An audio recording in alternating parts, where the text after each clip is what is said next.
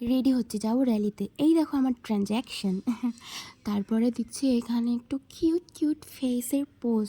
না না, আমি অতটাও কিউট নেই, তাই একটু কিউট কিউট হওয়ার চেষ্টা করছিলাম মেকআপ করে। তারপর আমি নিয়ে চলে এসেছি হনুমানজির ঝান্ডা, যেটা নিয়ে আমরা সবাই ঝান্ডা হাতে র্যালিতে বেরোয়ার জন্য লাইনে দাঁড়িয়ে তৈরি। জব তক সুরজ চাঁদ রহেগা বাবা তেরা নাম রহেগা, এগুলো হচ্ছে আমরা র্যালিতে বলতে বলতে গিয়েছি এবং এসছি। হ্যাঁ, প্রত্যেকবারই আমরা যাই, মাঝে মধ্যে হয়তো স্কিপ হয়ে গেছে, কিন্তু কখনোই চাই না এগুলো মিস হয়ে যাক। তারপর কালীবাড়িতে এসে তো সবাই মন খুলে প্রাণ খুলে নাচ করছে।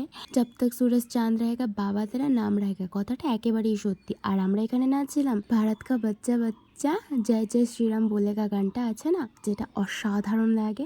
তারপর চলে এসেছি মন্দিরে, প্রসাদ বিতরণ হচ্ছে, সেখান থেকে প্রসাদ নিতে।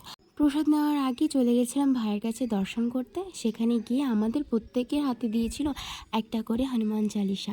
আমি যদিও প্রত্যেক দিন হনুমান চালিসা পাঠ করি, তোমরা কে কে করো আমায় জানিও। তারপর খেয়েছিলাম প্রসাদ। চলো টাটা, পায়ে।